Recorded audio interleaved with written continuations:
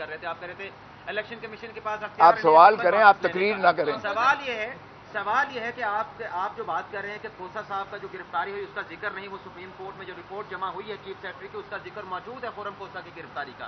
آپ کہہ رہے ہیں پورے ملک میں سیکشن 144 لگا دیا گیا, آپ کے بندوں کو پکڑا گیا, صرف 6 لوگوں کے آپ نے بیان حلفی جمع کروائے ہیں. تو کیا 6 لوگوں کے آپ بیان حلفی جمع کرا کے یہ سارا کیس ثابت کر ہمارے سکتے ہیں؟ پاس اور 4 شہروں کا آپ نے سیکشن 144 کا جمع کروایا کہ وہاں پہ سیکشن 144 لگا ہوا ہے. ہمارے پاس 60,000 بیان الفی موجود ہے. آپ نے عدالت میں 4 اور 6 جمع کروائے ہیں. آپ نے تقریر کرنی ہے تو آ جائیں, ادھر آ میں جائیں. نے فیکٹ بتائیں. تو پھر آپ سن لیں نا.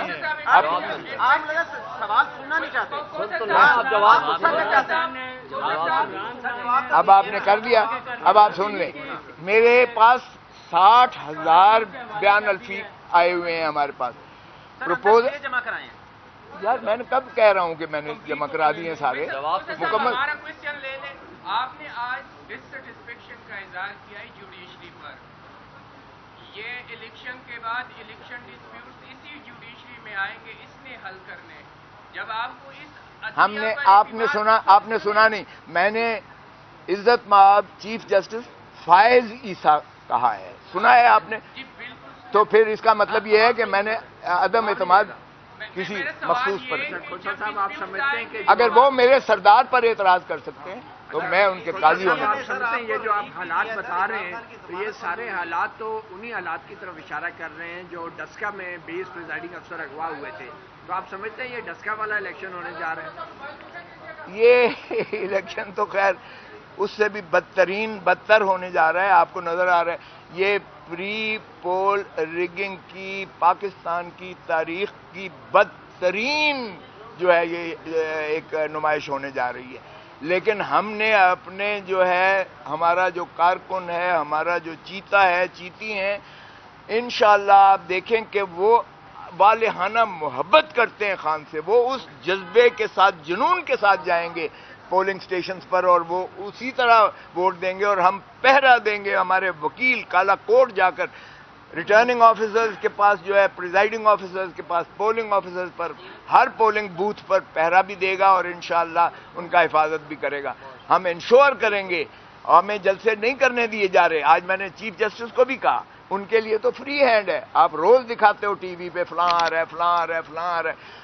ہمیں مانے ہیں اور میں نے بتایا چیف کو کہ جہاں ہم پروپوز کرتے ہیں اس گھر کو مسمار کر دیتے ہیں, اس بندے کو پابا سرا گرفتار کر لیتے ہیں, اور اتنا ٹیرر خوف پھیلایا ہوا ہے جس کی کوئی انتہا نہیں ہے. یہ ساری باتیں آپ نے سنی ہیں, میں نے کہی ہیں. سو اس لیے ہمیں اس سے کوئی سروکار نہیں ہے, ہمیں کیمپین کی ضرورت نہیں ہے. میں بارہا کہہ چکا ہوں کہ یہ ہمیں مراسی جو ہیں یہ خود ہی ہماری کیمپین کر رہے ہیں. لوگوں کے دلوں میں غم و غصہ اور بڑھ رہا ہے اور لوگوں کا عزم اور بلبلہ اور بڑھ رہا ہے کہ وہ انشاءاللہ 8 فروری کو عمران خان کے امیدواران کسی بھی سمبل پر ہوں وہ اس کو بھرپور انداز سے ووٹ دیں گے اور انشاءاللہ جیت کر سب سے بڑی پارٹی 2/3 پارلیمنٹ اسمبلیوں میں پی ٹی آئی ہی آئے گی انشاءاللہ. صاحب کی بینچ میں چیف جسٹس عزت مآب فائز عیسیٰ صاحب کی بینچ میں, جن کے ساتھ 2 جج صاحبان, 1 جج صاحب اور 1 جج صاحبہ موجود تھیں, ان کے سامنے ہمارا جو ہے وہ پاکستان تحریک انصاف کا توہین عدالت کا ہم نے جو نالش کر رکھی تھی کہ 22 دسمبر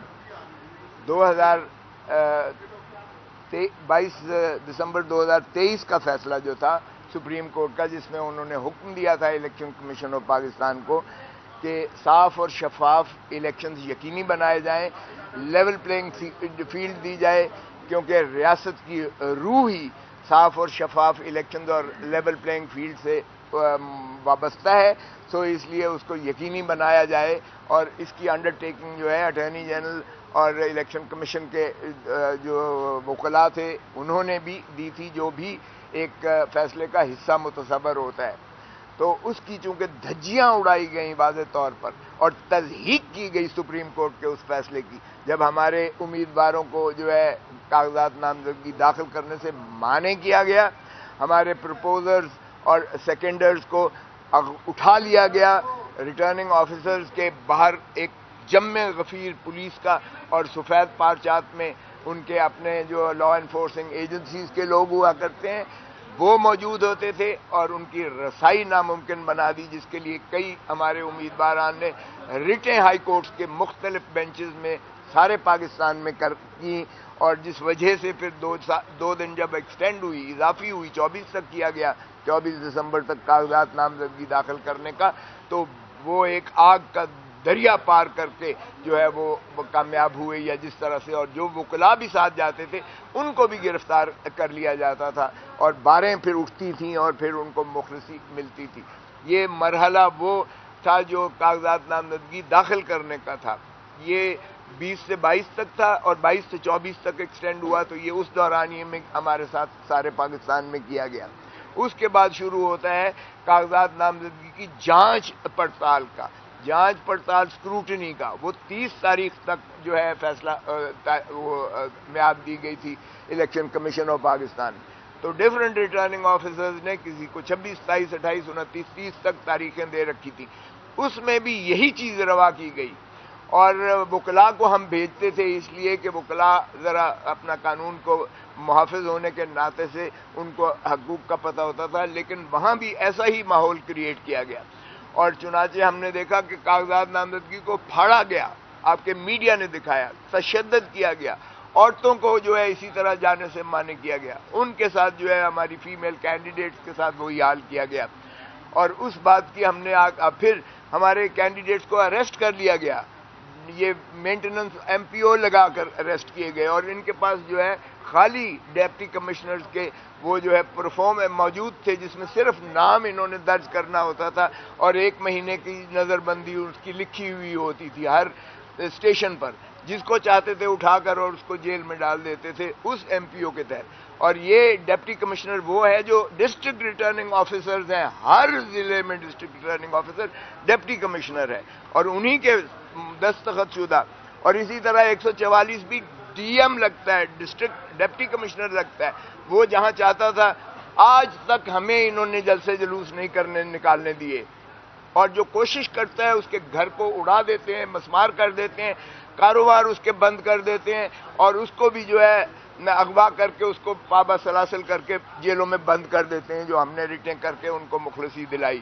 تو یہ چیزیں ہم ساری جب سپریم کورٹ میں لے کر آئے کہ جناب آپ نے کیسا حکم دیا تھا 22 دسمبر 2023 کا کہ آپ ان کو شفاف الیکشنز اور لیول پلینگ فیلڈ دیں، تو یہ کیا مذاق ہمارے ساتھ کیا جا رہا ہے؟ یہ چیزیں ہم سپریم